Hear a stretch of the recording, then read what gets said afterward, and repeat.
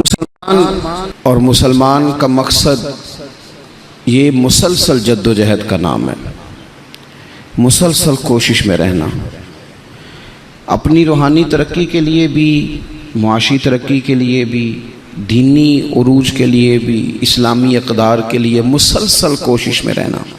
मुसलसल दूसरों को लेके चलने के लिए, दूसरों को पैगाम हक देने के लिए, कुफ्र को पैगाम दीन देने के लिए, गलबा इस्लाम के लिए मुसलसल जद्दोजहद करना, ये मुसलमान को अल्लाह तबारक व तआला और उसके प्यारे हबीब अलैहिस्सलाम की तरफ से मकसद दिया गया है। कुंतुम खैरा उम्मतिन उखरिजत लिन्नास, तुम बेहतरीन उम्मत हो, लेकिन याद रखना तुम्हें लोगों के नफ़े के लिए पैदा किया गया। तामुरून बिल मारूफ व तनहौना अनिल मुनकर, तुमने लोगों को मारूफ का हुक्म देना है और मुनकरात से मना करना है। मकसूद अगर ज़िंदगी में कुछ हो फिर ज़िंदगी सही गुजरती है। बेमकसद जब ये लोग ज़िंदगी गुजारते हैं तो आहिस्ता आहिस्ता परेशान रहने लग जाते हैं। मकासद क्या थे? मकसद ये था कि मैंने ना 2-4 करोड़ रुपया ज़िंदगी में जमा करना है, तो हो गया जमा, अब क्या करे? अब परेशान रहने लग गया। अब कहता है पता नहीं सारा कुछ है, मेरा दिल ही नहीं लगता। मकसद इसका ये था कि मैंने ना बहुत अच्छी बिल्डिंग बनानी है, बेहतरीन मकान बनाना है, तो बन गया मकान। अब भाई ये छोटे मकासद थे। मैंने मुल्क से बाहर जाना है, जाके सेट होना है, तो हो गया सेट। अब मकासद जब तक बड़ा नहीं होता, मुसलमान मकसद हयात को जब तक पहुंचता नहीं और जब तक वो सही डायरेक्शन पर चढ़ता नहीं, उतनी देर वो परेशान है।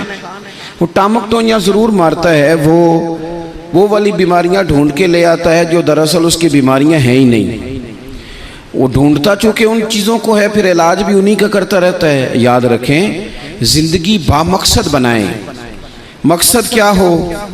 निरी रोटी कमाना मकसद ना हो, रोटी कमाएं भी और लोगों को खिलाएं भी। आप अगर इसलिए माल बढ़ाएंगे कि मैं मालदार हो जाऊं, तो ये तो महमूद नहीं, ये प्यारा नहीं आपका ये नज़रिया। लेकिन अगर माल इसलिए कमाएं कि या अल्लाह पैसे देना, पर मुझे तरीका भी हज़रत उस्मान गनी वाला देना, मुझे सलीका हज़रत अब्दुर्रहमान इब्ने औफ वाला देना। आप अगर मकासद के तहत ज़िंदगी गुजारेंगे तो बेचैन नहीं रहेंगे। अगर आपका कोई मकसद है, आप अगर सहाबाए किराम अलैहिम रिदवान की मुक़द्दस ज़िंदगियों को देखें तो कोई मकसद था, कुछ पीछे था जिसके लिए वो जद्दोजहद कर रहे थे। हज़रत मौला अली शेर खुदा करमल्लाहु ताला वजहुल करीम, एक बात करता हूँ, एक मिसाल देता हूँ। हज़रत अली शेर खुदा का शुमार बज़ाहिर अभी बच्चों में होता था जब कलमा पड़ा, और जब सारी बरादरी इकट्ठी थी और हुजूर ने फरमाया मैं अल्लाह का रसूल हूँ, कौन कौन मेरे साथ दीन की मदद करेगा, कौन मुश्किल वक्त में हिफाजत करेगा, तो सब चुप रहे। हज़रत अली उठ के खड़े हो गए, कहा या रसूल अल्लाह, मैं मुहाफिज भी बनूंगा और दीन का मददगार भी बनूंगा। अब एक मकसद बना लिया है कि मैंने तलवार लेनी है, मैंने दीन की हिफाजत करनी है, मैंने ये काम करना। एक मकसद तो है ना यार, एक प्रोग्राम बना लिया है। अब हज़रत मौला अली शेर खुदा हर मैदान में पहली सफ में नजर आए। एक मौका ऐसा आया जहां मेरे हबीब अलैहिस्सलाम ने फरमाया कि अली, तुम मदीने में मेरे पीछे रहो, बच्चे हैं, औरतें हैं, निगहबानी है, और मैं इसलिए इसी तरह तुम्हें छोड़ के जा रहा हूँ जिस तरह हज़रत मूसा अलैहिस्सलाम जनाब हारून को छोड़ के गए थे, मगर ये कि मेरे बाद नबी कोई नहीं। एक मौके पर सिर्फ छोड़ के गए, जिहाद पे साथ नहीं लेके गए, तो हज़रत अली रोने लगे। अल्लाह करे आपको समझ आए मेरी बात की। बच्चा हमारा भी रोता है, पर वो कहता मैंने सैर के लिए जाना है। मकसूद कुछ और बना लिया है ना। पैसे हमारे बच्चे भी मांगते हैं, पर वो कहते हैं कि टूर जा रहा है, मैंने साथ जाना है। हमें भी रोना आता है कई दफ़ा, लेकिन वो जो पार्टी हमने काबू करनी थी वो कोई और करके ले गया। ये तो ग्राहक मेरा था, ये दाएं बाएं कैसे निकल गया। रोना तक आ जाता है, उनका भी रोना था। अर्ज की या रसूलल्लाह सल्लल्लाहु अलैहि वसल्लम, आप मुझे बच्चों और औरतों पर छोड़कर जा रहे हैं? तो हुजूर सल्लल्लाहु ताला अलैहि वसल्लम ने फरमाया, अली उसी तरह छोड़ के जा रहा हूँ जिस तरह हज़रत हारून को जनाब मूसा कलीम छोड़ के गए थे। भाई एक मकसूद था कि मैंने मैदान में रहना है, एक इरादा किया था, एक प्रोग्राम बनाया था, फिर सारी ज़िंदगी वो मैदान में रहे। उनको जब खंजर लगा ना कूफे की जामे मस्जिद के करीब, तो बंदे को तकलीफ़ होती है तो वो हाय करता है, बेटे को आवाज़ देता है, नसीहतें लिखवाता है। लेकिन मौला अली को खंजर लगा तो क्या कहते हैं? कहते हैं फुज़्तु बिरब्बिल काबा, लो भाई लोगो रब्बे काबा की कसम आज मैं कामयाब हो गया हूँ। एक मकसूद बनाया था ना, आज मैं उस मकसूद तक पहुँच गया हूँ। यार कोई मकसद तो हो। लो सुनो बात, बुखारी में मौजूद है। एक खातून थी जो मस्जिद नबवी शरीफ में झाड़ू देती थी। मुश्किल काम है? चलें आप बताएं मुझे, मस्जिद के अंदर झाड़ू देना आसान है कि मस्जिद का सदर बनना आसान है? नहीं, सदर बनना ही सौखा दे, इसलिए कि सदर बन के करना कुछ नहीं ना, आर्डर ही जारी करना है। इल्ला माशाअल्लाह अच्छे लोगों की बात नहीं करता। इसलिए अच्छा ज़्यादा अजर वाला काम तो ये ना कि अल्लाह का घर साफ किया जाए। मैंने तो उलमा से कई जगह कहा है कि सोहदे का ना आप कोई नाम बदल दें, इस सीट का निगरान कर दें, सरपरस्त कर दें, क्योंकि जब सदर आप कह देते हैं ना तो सदर पाकिस्तान का सबसे बड़ा आइनी ओहदा है, और सदर अगर बाइख्तियार हो तो पहला काम असेंबलियाँ तोड़ने का करता है, तो फिर मुश्किल हो जाएगी। एक खातून मस्जिद नबवी शरीफ में झाड़ू देती थी। कोई मकसद तो है ना यार, यानी जुमे वाले दिन मैंने झाड़ू देना है, कोई मकसद तो है। मैंने यार अल्लाह के घर, अल्लाह का घर समझ के, कमेटी की मस्जिद समझ के नहीं, महल्ले की मस्जिद समझ के नहीं, रब का घर समझ के मैंने यार वो वाशरूम साफ करने हैं जिनके अंदर लोग गुजरते हैं और नमाज के लिए अपने आप को तैयार करके लोग वुजू से फारिग होकर के आते हैं। एक मकसूद है, एक इरादा कर लिया है, कोई प्रोग्राम तो हो। ऐसे मुहम्मल फजूल वक्त गुजरता जाए। यानी हमारे यहाँ ना कुछ लोग कहते हैं मैं बोर बड़ा होता हूँ। आपने नाराज नहीं होना, मैं सैकड़ों और हजारों लोगों को जानता हूँ जो उनसे पूछना क्या कर रहे हैं तो कहते हैं टाइम पास कर रहा हूँ। तो मैं कहता हूँ आपने टाइम को बिल्कुल फजूल समझ लिया है। क्या समझते हैं आप? जिंदगी के लम्हात इतने फारिग हैं। और नबी पाक सल्लल्लाहु अलैहि वसल्लम ने फरमाया दो नेमतें ऐसी हैं जिनके बारे में बहुत सारे लोग धोखे में। दो नेमतें, नेमतें का हुजूर ने, नेमतान, दो नेमतें ऐसी हैं जिसके बारे में लोग धोखे में पड़ गए। उन्हें समझ ही नहीं आई कि हमारे पास नेमत या रसूलल्लाह कौन सी?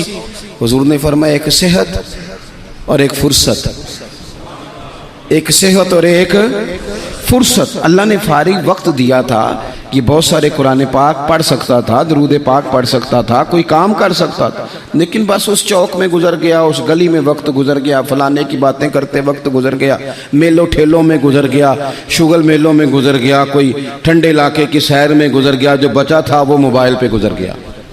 बीत गए औकात हमारे। कोई मकसूद है मेरे अजीज? मस्जिद में झाड़ू देती है खातून, बीमार हो गई लेकिन बामकसद जिंदगी गुजार रही थी ना। उसने किसी न किसी तरीके से अपने आप को मदीने वाले महबूब के दीन से जोड़ लिया था। झाड़ू देती थी मस्जिद में, बीमार हो गई। कुर्बान जाएं रसूल कायनात यानी अल्लाह की रहमते कामिला, हुजूर खुद चल के तीमारदारी करने तशरीफ ले गए और फरमाया अगर ये इंतकाल कर जाए तो मुझे खबर ज़रूर करना। सहाबा फरमाते हैं रात का वक्त था, ठंड का मौसम था और हुक्म भी ये था कि जब कोई इंतकाल कर जाए तो जल्दी तदफीन कर दो। हमने हुजूर को तकलीफ़ देना मुनासिब न समझा, गुस्ल कफन का बंदोबस्त हुआ, जनाजा पड़ा, दफन कर दिया। इसने कुछ किया है, इसने न दीन के साथ कुछ ताल्लुक़ बनाया है। अल्लाह हमारा भी नाम झाड़ू देने वालों में लिख दे। कोई ताल्लुक़ तो इसने बनाया है ना, कहीं किसी कोने में जाके इसने रिश्ता दीन से जोड़ा है। हुजूर सैयद आलम अलैहिस्सलाम सुबह तशरीफ लाए तो सारा कुछ जानने वाले महबूब पूछने लगे तुमने मुझे बताया क्यों नहीं? ये भी एजाज के लिए है, वरना अल्लमा का मालम तकुन तालम। हुजूर सैयद आलम अलैहिस्सलाम ने फरमाया क्यों नहीं बताया? कुर्बान जाएं, मर जाने को जी चाहता है इस अदा पर, सारी कायनात जाए हुजूर के रोज़े नूर पर। और नबी पाक ने पूछा बताया क्यों नहीं? या रसूलल्लाह रात थी, तकलीफ देना मुनासिब नहीं समझा। ओ बूढ़ी अम्मा तेरे नसीबों पे हमारे माँ बाप कुर्बान हो। हुजूर फरमाने लगे मुझे बताओ उसकी कब्र कहाँ है?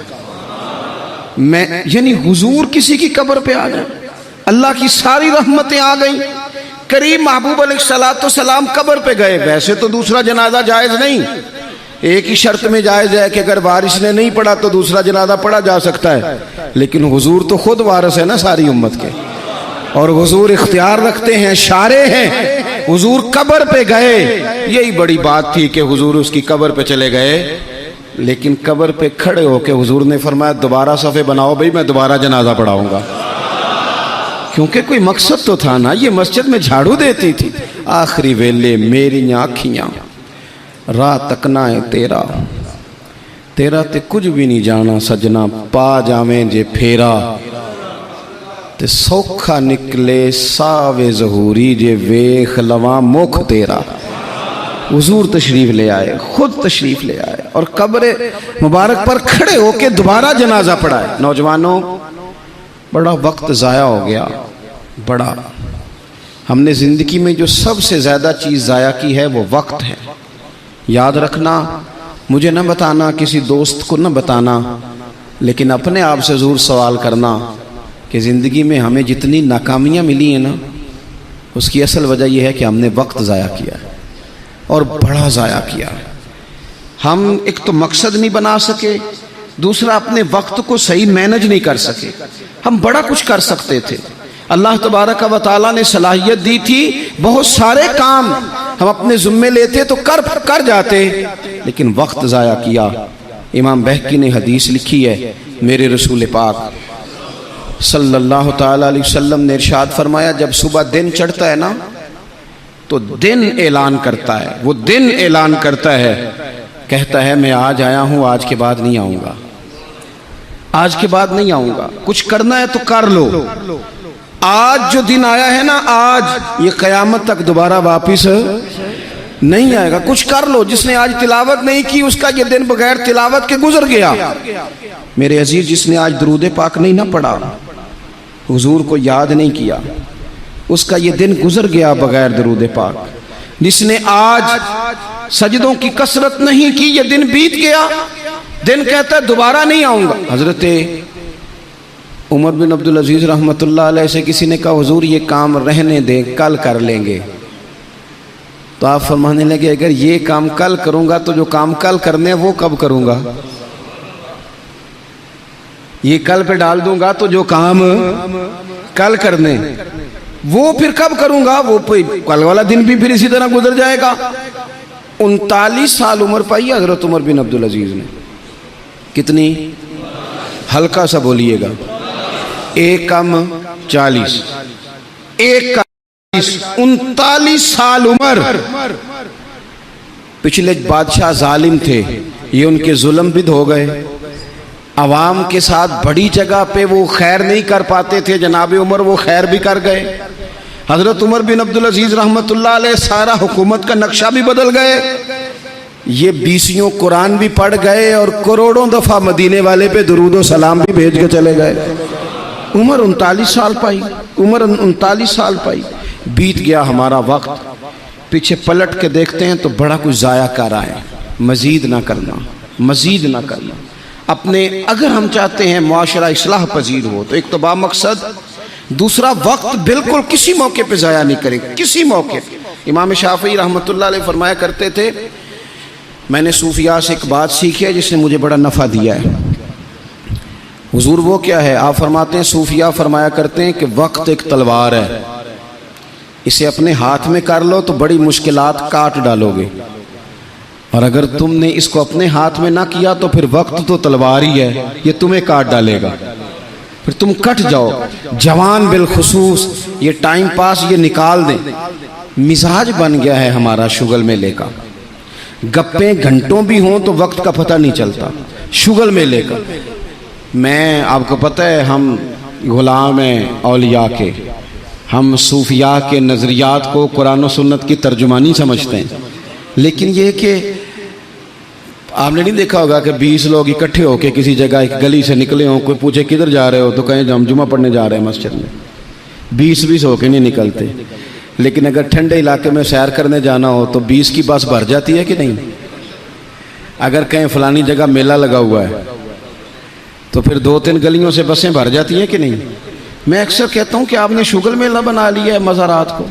शुगल में अल्लाह सारे रास्ते में नमाज नहीं पढ़ी, क्या मिजाज, वक्त को जाया कर रहे हैं और बड़ा ज्यादा कर रहे हैं, और ये पलट कर हाथ नहीं आएगा। जिन लोगों ने काम किया, हमारा हजार हा इख्तलाफ है यूरोप के साथ, पर ये बात तो मान जाओ ना, उन्होंने अपना वक्त मैनेज कर लिया है, मैनेज कर लिया। हम अभी तक हैं, बहुत सारी चीजें हैं, नारों में जिंदा हैं, उन्होंने मैनेज तो किया है। तीसरी बात मेरे अजीज इस्लाह माशरा के लिए जो बड़ी अहम और बड़ी ज़रूरी है, वो ये है कि तरजीहात का तायुन करें ज़िंदगी में। मेरी दरअसल तरजीह क्या है, असल मकसूद क्या है।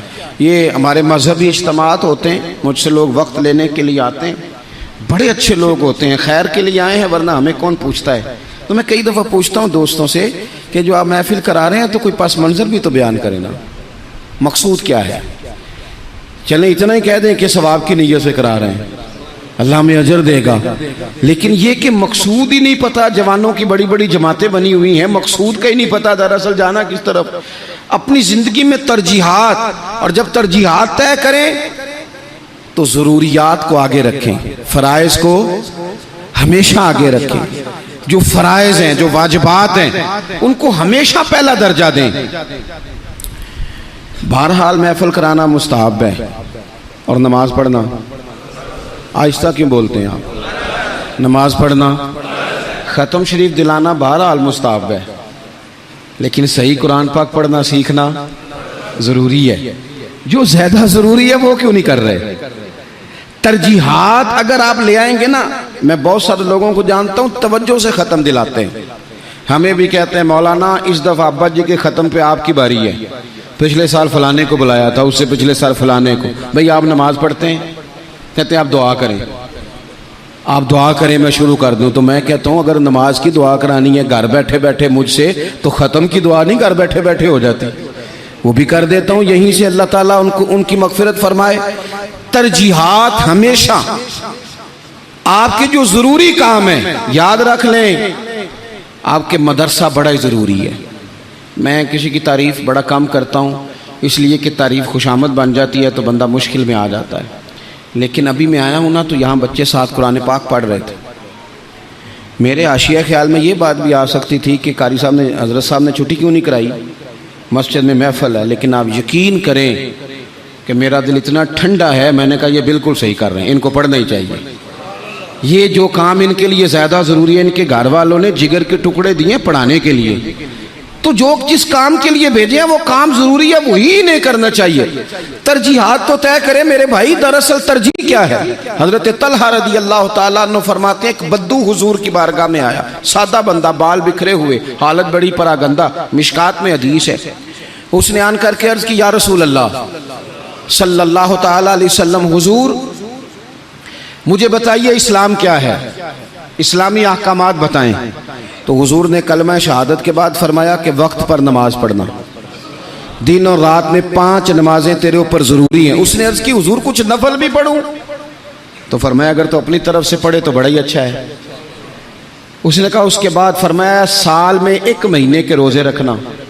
अर्ज़ की, हुजूर कुछ नफली भी रखूं? फरमाया रखे तो बड़ा बेहतर है।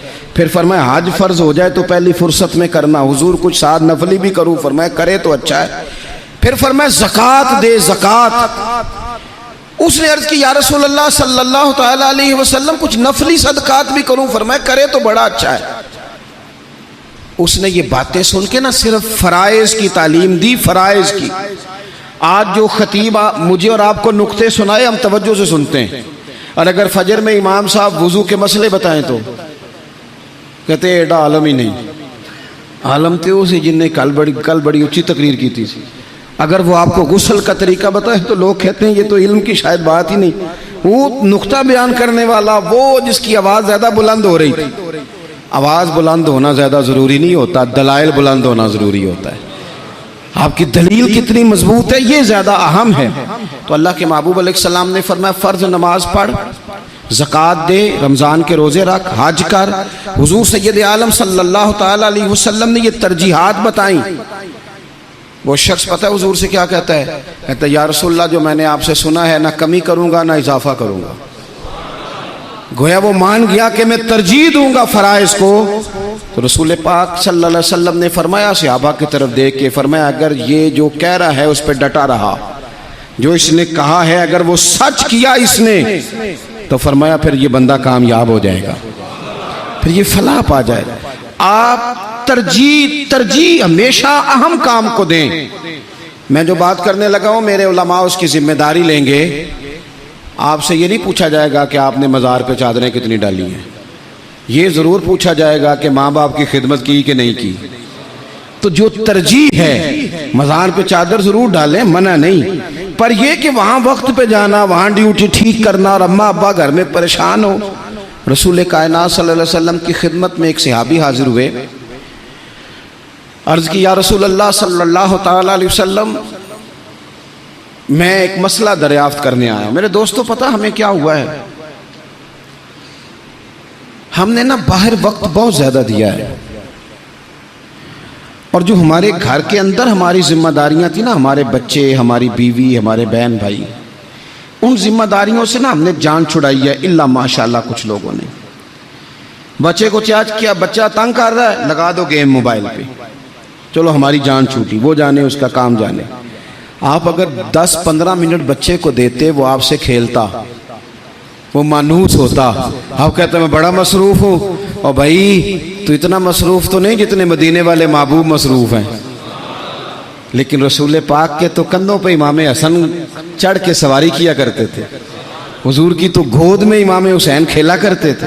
हज़रत अबू हुरैरा कहते हैं मैंने देखा है कि हुजूर ने उनके बाजू थामे, उन्होंने पैर पहले हुजूर के मुकद्दस कदमों पे रखे, फिर उन्होंने अपने कदम मुबारक हुजूर की मुबारक पिंडलियों पे रखे, फिर टखनों पे रखे, फिर पेट पे रखे, फिर हुजूर की जुबान चूसनी शुरू कर दी।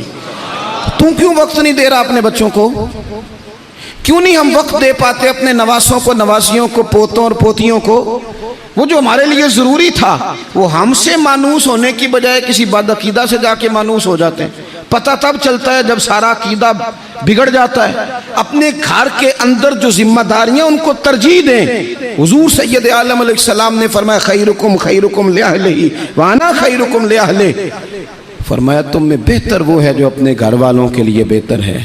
व अना खैरुकुम लिअहलिही, और जाके पूछ लो मैं तुम सबसे बढ़ के अपने घर वालों के साथ खैर करने वाला।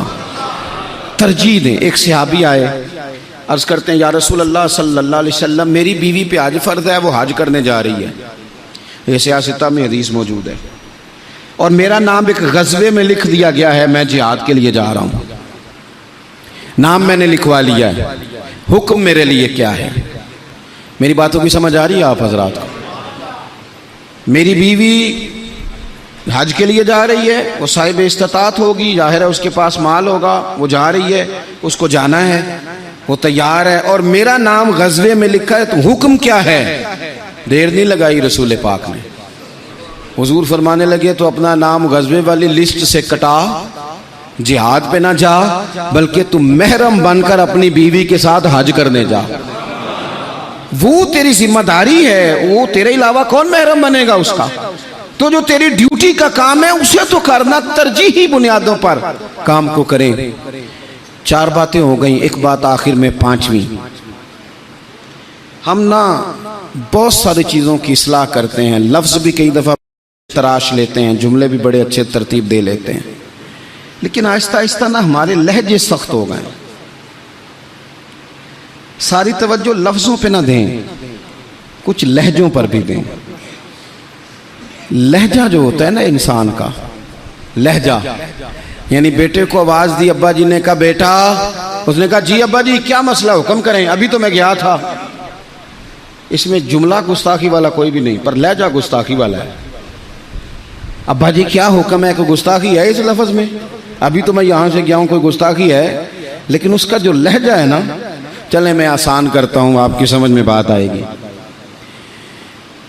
कुरान पाक में हज़रत लुकमान अपने साहिबजादे से बातें करते हैं, और वो सूरह लुकमान की बिल्कुल इब्तदा में वो आयात मौजूद हैं। तो हज़रत लुकमान ने ना अपने बेटे को जो नसीहतें की, एक नसीहत ये भी की थी, कहा वला तुसग़िर ख़द्दक लिन्नास,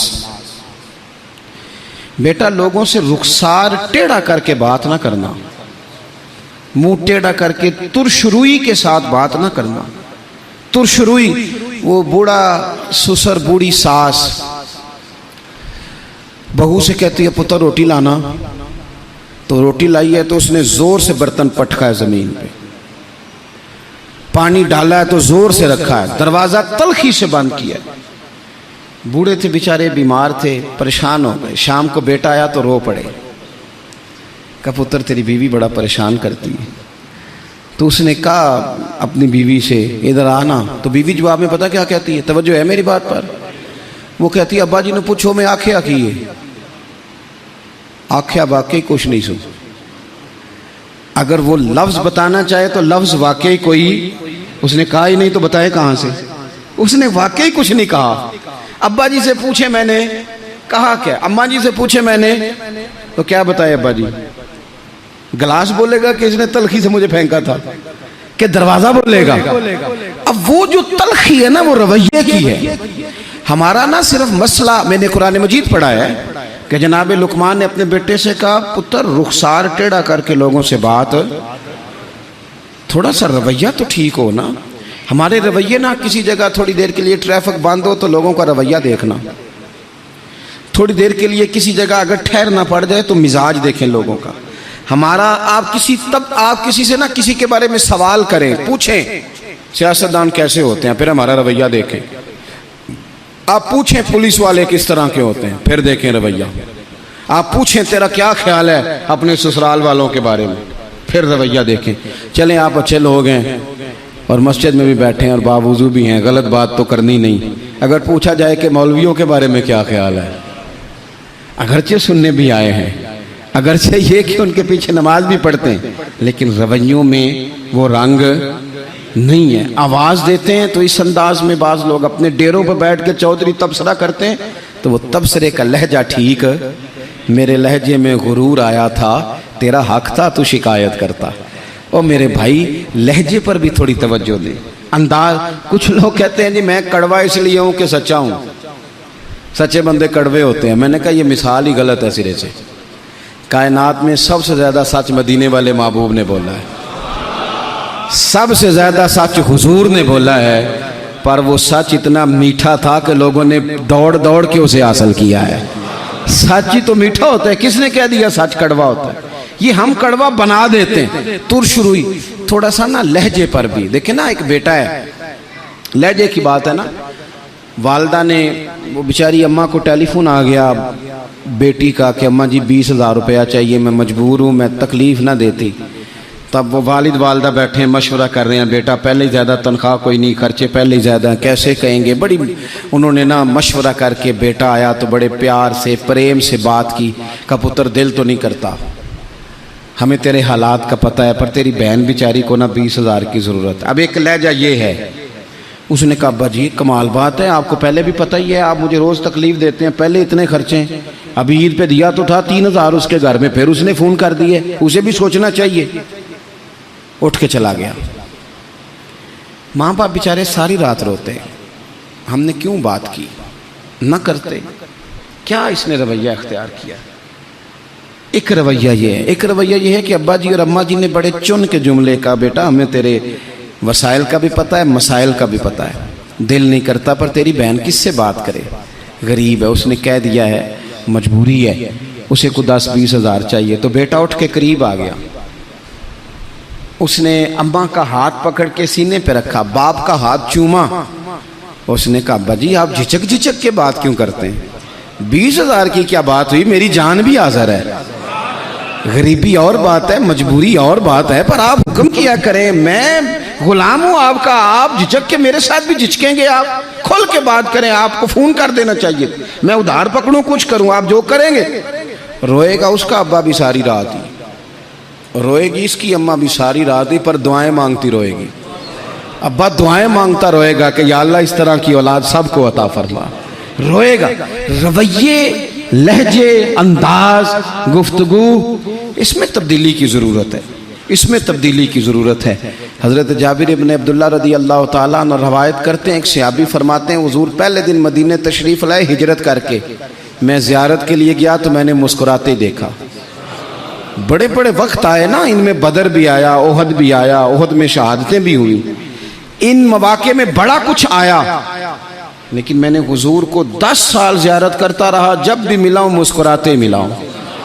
और मैं हुजूर के विसाले ज़ाहिरी से कुछ दिन पहले भी ज़ियारत करने गया तो मदीने वाले को मुस्कुराते ही देखा है। तलखी बड़ी है रवैये में, तलखी बड़ी है मिजाजों में।